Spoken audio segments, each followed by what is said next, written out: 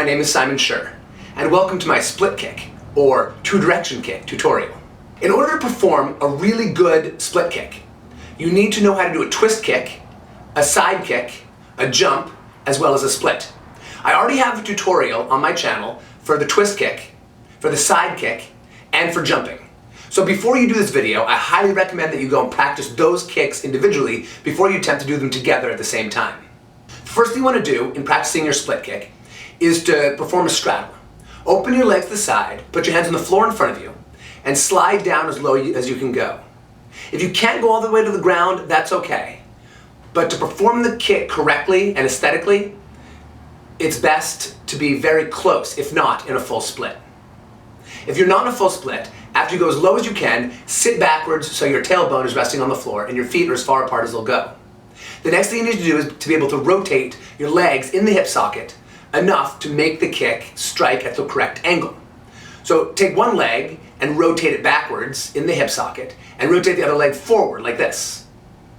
Now, because you use your hips to perform the side kick and the twist kick, and they both rotate towards the twist kick, it's okay to lift one tailbone off the floor, but it's better if you have some flexibility in the hip joint so that you can get there a little bit further and get the correct angle for the split kick, for the twist kick. Try this on both sides. Rotate the legs in the hip socket to one side and then to the other side so you can do a split kick on both legs. Next, you're going to want to have a snapping motion in the hip to launch the twist and side kick with some power. So in that position, your straddle with your tailbone on the floor, twist your hip as hard as you can to one side and feel how your body rotates and how the angle of your legs changes dramatically. Do this several times. In your straddle position, twist one leg back and the other leg forward. Hold this position. Now, see if, while maintaining this position, you can lift your front leg off the ground. This will work the muscles you need to control the split kick. Now, try lifting the side kick leg off the floor.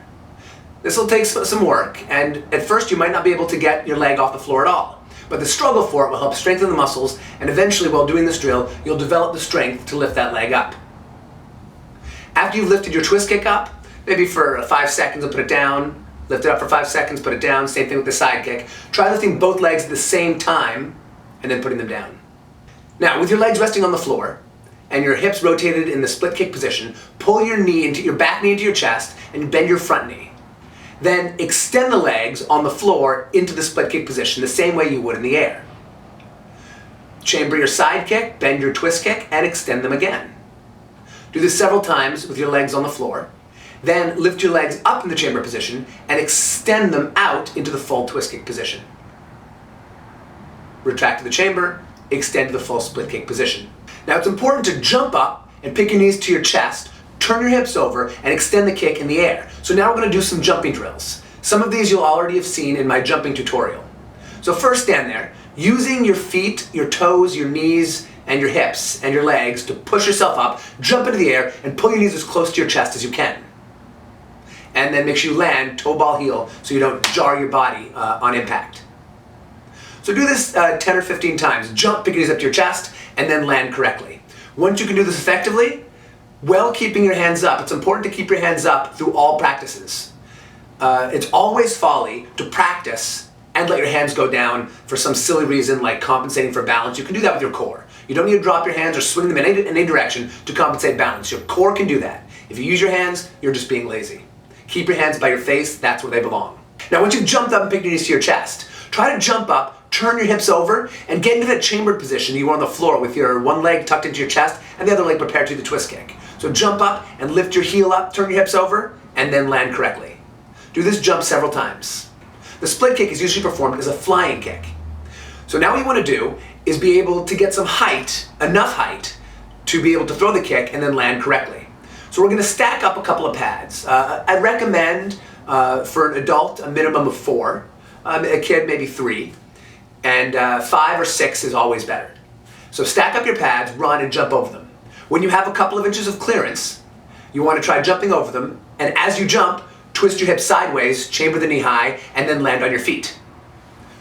Do this several times. Run, jump, lift the knees up, turn the hips sideways, and then land on the other side of the pad. So now we're going to run and jump, but only one leg has to go over the pad. The other one is going to perform a side kick. So we're going to run and side kick while the bottom foot comes up as high as you can over the pad. Do this several times. If you want to put a target like a punching bag in the way to throw your side kick, that's a great idea. Now we do the same thing. We're going to run, jump over the pads, and throw a side kick with the leg that's not going directly over the pads. But this time, I want you to put your hand around chest level and try to have that bottom leg, the bottom heel, strike your hand. So run, jump, and let your hand tap the inside of your heel, of your non-kicking heel, before you land.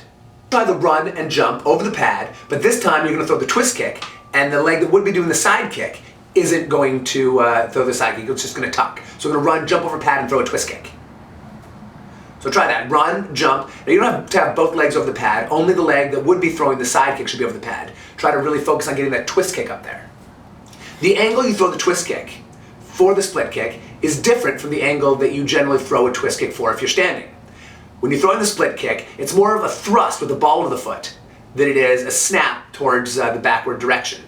So make sure you point your ankle and pull your toes back when you throw the twist kick. Good. Now you've got all the pieces of the twist kick together. You've developed the core strength to really be able to control those legs and to lift them up and to get your hips into the right position. So now let's try the split kick.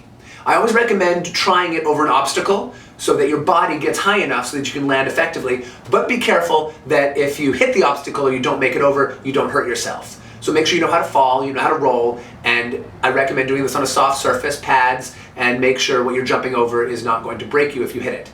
You're going to run, jump over the pads, twist your hips sideways, extend your side kick, extend your twist kick at the same time, retract them, and then land. After you've done this several times, you can try it over an obstacle on targets, or without an obstacle, and try to strike two separate targets. Make sure when you do the split kick, you have your hands up when you throw the kick. I mean, you're in the air, you're kicking two opponents, there might be a third, one of the opponents might jam your kick and try to punch you in the head before you can land. If those hands are up, they won't be successful, and at least you won't get knocked out, even if you do fall down from the kick not successfully striking your opponent. Lastly, there's a really cool variation of the split kick that you can perform that is used in the GTF Taekwondo pattern, Jugam. It's a split kick, round kick combination. So you throw the split kick, and then the side kick foot will come in and do a round kick in the direction you're jumping before you land. So if you're doing this, you're going to want to jump higher and move a lot faster, especially after the split kick, rechambering and throwing that round kick. Thank you so much for watching my split kick or two-direction kick tutorial. Please don't forget to share, comment, like, and subscribe, and check out the other videos on my YouTube channel.